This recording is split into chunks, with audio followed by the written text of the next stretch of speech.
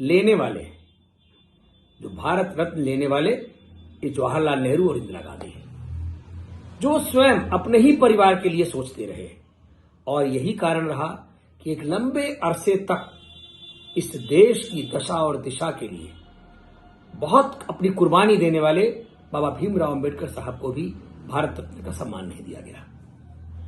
आज वो परिवार जो उत्तर प्रदेश में इतने बरसों तक उत्तर प्रदेश ने उनको चुन करके भेजा, वो परिवार उस क्षेत्र को भी छोड़ के भाग रहा है।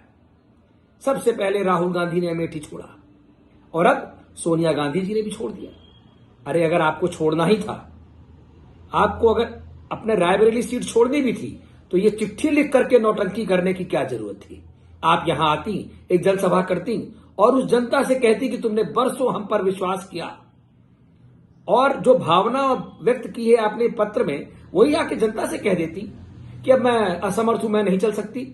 लेकिन वाह, आप इतनी असमर्थ हैं कि आप राज्यसभा में बैठ सकती हैं, राज्यसभा में काम कर सकती हैं, लेकिन लोकसभा में काम नहीं कर सकती। तो इसका मतलब यह है कि आपकी कथनी और करनी में अंतर है, और बरसों से जनता ने इस कथनी करनी के अंतर को आपके देखा है।